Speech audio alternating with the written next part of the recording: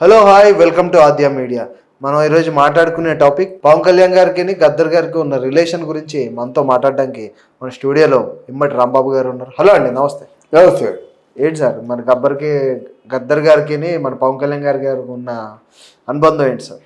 అంటే గద్దరు గారు పవన్ కళ్యాణ్ గారు వీళ్ళిద్దరికి కూడా ఒకటే మైండ్ సెట్ ఉందండి. Okay sir. వీళ్ళిద్దరికి కూడా ఒకటే ఆవేశం ఉంది. వీళ్ళిద్దరి తాలూకు భావజాలం ఒకటే. కాదంటే ఈయన సద్వాక్కు అంటే మంచి మాటల ద్వారా వ్యక్తపరుస్తున్నారు పవన్ కళ్యాణ్ గారు.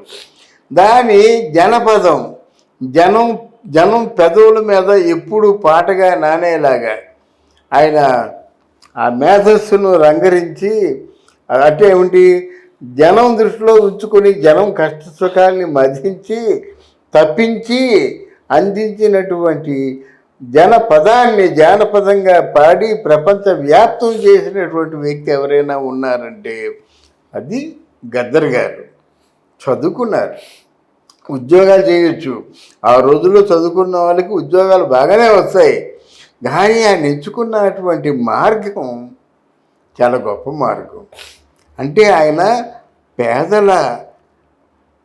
పేదల పాలిట ఒక మంచి గురువు, మంచి ఆచార్యుడు, మంచి దాన్ని ఏమంటారు నిర్దేశకుడు, మంచి గైడ్ మాట.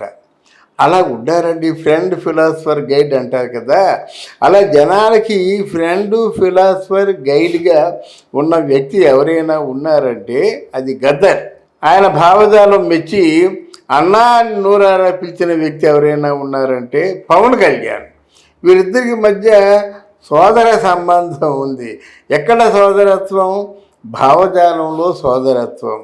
అంటే ఏమిటి? ఒకే ఆలోచనలు ఇద్దరు పంచుకుంటున్నారు. ఒకరు మాట, ఇంకొకరు పాట. అందువల్ల వాళ్ళు తరచూ కలుసుకోవడం. కానీ ఏదో ఇంటర్వ్యూలో చూశాను, నేను ఎప్పుడు ఎవరి దగ్గర కూడా డబ్బులు అడగడం నేను చూడలేదు. కానీ నాకు అవసరం అయినట్టయితే నాకు మంచి దోస్తు, మంచి అన్న ఎవరు? పవన్ కళ్యాణ్. వెళ్తే ఎప్పుడైనా ఉత్తరాలు రాస్తుంటాడు. అన్న బాగున్నావా, చల్లగా బాగుండు, చల్లగా బతుకని నాకు ఉత్తరాలు రాస్తాడు. తర్వాత నేను వెళ్ళినప్పుడు ఎప్పుడైనా నా ఇంట్లో కొంచెం అరకొరగా ఏదైనా డబ్బులు అవసరం ఉండి కొంచెం కష్టపడుతున్న రోజుల్లో మా పవనన్న తాలూకు జేబుల్లో ఎంత ఉంటే అంత నేను తీసుకుంటాను. ఇదే మా మధ్య ఉన్నటువంటి మంచి అద్భుతమైనటువంటి స్నేహానికి మచ్చుతొనక అని చెప్పాడన్నమాట. అంటే పవన్ కళ్యాణ్కి గద్దర్కి మధ్య ఉన్నటువంటి అవినాభావ సంబంధం ఇది. ఈ సంబంధంతో వీళ్ళు ఆయన నిజంగా ఒంటరిగా ఆయన పోరాటం చేసిన, ఈయన పాలకవర్గంతో ఈయన పోరాటం చేసినప్పుడు కూడా ఇద్దరు కలుసుకొని హాయిగా యథేచ్ఛగా పసిపిల్లల్లా నవ్వుకోగలుగుతున్నారంటే ఆ భావ సారూప్యతే ఇందుకు కారణం. ఏంటి సార్ మరి 2 రోజుల క్రితం ఆయన జస్ట్ నిన్నే చనిపోయారు, కానీ పవన్ కళ్యాణ్ గారు అటెండ్ అవ్వలేదంటారా? వచ్చారా సార్?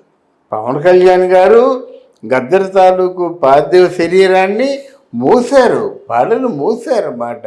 అంటే దాన్ని బట్టి చూస్తే ఆయన ఎంత దగ్గరగా ఫీల్ అయ్యాడో ఆలోచించండి. అది వీళ్ళిద్దరి మధ్య బంధాన్ని గురించి చెప్పుకోవాల్సినట్టయితే ఇద్దరూ ఒకటేనండి. ఇద్దరికీ ఆవేశం ఉంది. ఇద్దరికీ అంటే ఒక్కొక్కసారి సమాజాన్ని చూసి వాళ్ళు ఎంత హైట్స్కి వెళ్ళిపోతారన్నమాట.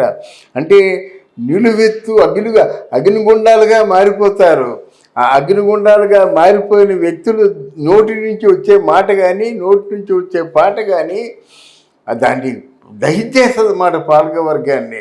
ఎవరైతే అన్యాయం చేస్తున్నారో, ఎవరైతే కుళ్ళులు కుట్రలు ఇట్లాంటి ప్రజల సంపదను దోచుకుంటారో, ఎవరైతే ప్రజల తాలూకు జీవితాలతో ఆడుకుంటారో వారిని భస్మీపటలం చేసే దిశగా గద్దర్ పాట ఉంటుంది.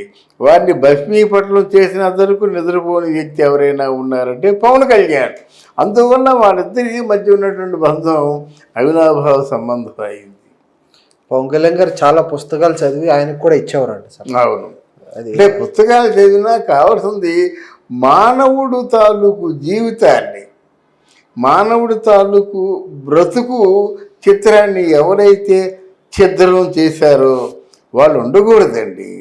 ఎందుకంటే మనిషికి బుద్ధి ఎందుకు ఇచ్చాడు చెప్పండి?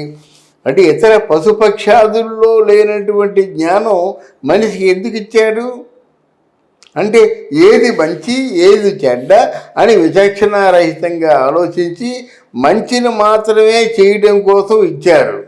కానీ ఈరోజు మన పాలకవర్గం ఏం చేస్తుంది, అరే ఒక కుటుంబం పోషణకి 10 కోట్లు చాలదండి, 50 కోట్లు చాలదండి, 100 కోట్లు చాలదండి. ఈ దుర్మార్గులు, ఈ నరరూప రాక్షసులు, ఈ దగుల్బాజీ నాయకులు వీళ్ళు 1000 కోట్లు 1,00,000 కోట్లు వీళ్ళకి కావాలా? వాళ్ళని ప్రశ్నించే గొంతు ఉండకూడదా? ఆ గొంతు నొక్కేస్తారా?